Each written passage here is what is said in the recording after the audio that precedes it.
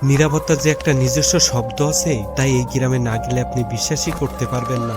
দিনের বেলায় ভাঙা দেয়ালগুলো দেখলে মনে হবে এগুলো শুধু কিছু পুরনো ইটের স্তূপ, কিন্তু রাতের বেলায় দেয়ালগুলো থেকে ভেসে আসে হাজারো মানুষের ফিসফিসানি, পায়ের আওয়াজ আর মেয়েদের কান্নার শব্দ।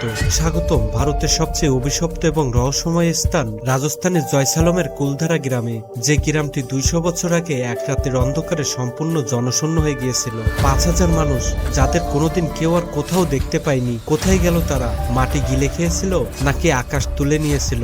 আজকের ভিডিওতে আমরা খুলতে যাচ্ছি ইতিহাসের এমন এক ডার্ক চ্যাপ্টার যা বিজ্ঞানকেও হার মানিয়েছে। তৈরি হয়ে যান, কারণ আজকের গল্প শুনলে আপনার গায়ের লোম দাঁড়িয়ে যাবে। গল্পের শুরু আজ থেকে প্রায় 700 বছর আগে। 1291 সাল। পালিওয়াল নামের একদল বুদ্ধিমান ব্রাহ্মণ এই মরুভূমির বুকে গড়ে তোলে কুলধারা গ্রাম।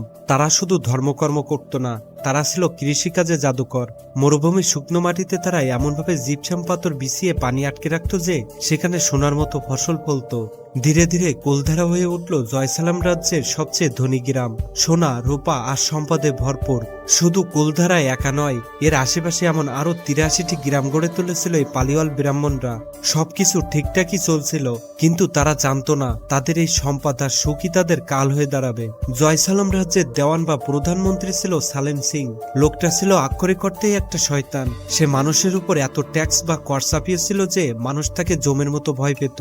একদিন এই নিষ্ঠুর সালিম সিং এর নজর পড়ল কুলধারা গ্রামের মোড়লের মেয়ের উপর। মেয়েটি ছিল অসম্ভব সুন্দরী।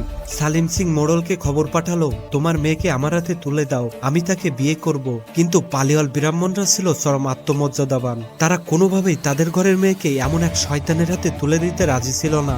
সালিম সিং রেগে আগুন হয়ে গেল। সে গ্রামের মোড়লকে আলটিমেটাম দিল, আগামীকাল পূর্ণিমার রাতের মধ্যে যদি মেয়ে আমার মহলে না পৌঁছায়, তবে পরদিন সকালে আমার সেনাবাহিনী কুলধারায় ঢুকবে। গ্রামের প্রতিটা পুরুষকে গলা কেটে হত্যা করা হবে, আর মেয়েকে আমি জোর করে তুলে আনবো। গ্রামের মানুষের সামনে তখন মৃত্যুর পরোয়ানা ঝুলছে। সেই রাতে কুলধারা এবং আশেপাশে 83টি গ্রামের মোড়লরা এক গোপন বৈঠকে বসলো। একদিকে প্রাণের মায়া, অন্যদিকে নিজেদের সম্মান আর ঘরের মেয়ে। তারা এমন এক সিদ্ধান্ত নিল যা ইতিহাস কখনো বলতে পারবে না। তারা সিদ্ধান্ত নিল তারা গ্রাম ছাড়বে। সেই রাতের অন্ধকারে 5000 মানুষ তাদের সোনাদানা, গৃহপালিত পশু এবং সামান্য জিনিসপত্র নিয়ে এক কাপড়ে ঘর থেকে বেরিয়ে পড়লো। কোথায় গেল তারা কেউ জানে না, কেউ তাদের যেতে দেখেনি। তারা যেন বাতাসের সাথে মিলিয়ে গেল। কিন্তু যাওয়ার আগে সেই গ্রামের ব্রাহ্মণরা তাদের বুকের সব কষ্ট আর ক্ষোভ দিয়ে ওই মাটিকে এক ভয়ঙ্কর অভিশাপ দিয়ে গিয়েছিল। আমাদের চোখের পানিতে যে মাটি ভিজলো, এই মাটিতে আর কোনোদিন কেউ বসতি করতে পারবে না। যে এখানে থাকার চেষ্টা করবে সে ধ্বংস হয়ে যাবে। আজ 200 বছর পার হয়ে গেছে।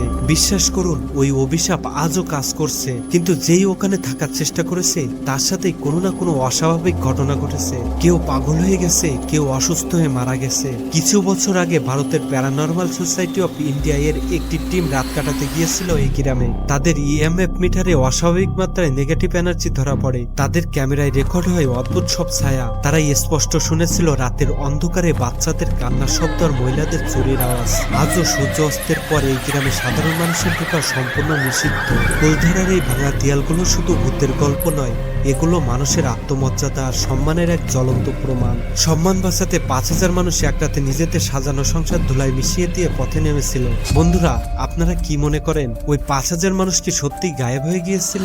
এই অভিশাপের ভয়ে আজও সেখানে কেউ যেতে সাহস পায় না। আপনি কি সাহস করে ওই গ্রামে এক রাত কাটাতে পারবেন? কমেন্টে অবশ্যই জানাবেন। ভিডিওটি ভালো লাগলে লাইক করুন এবং বন্ধুদের সাথে শেয়ার করে তাদেরও এই ডার্ক স্টোরি জানিয়ে দিন। এমনই সব রহস্য রোমাঞ্চ নিয়ে দেখা হবে আগামী ভিডিওতে। আমি সরজিৎ আজকের মতো বিদায় নিচ্ছি।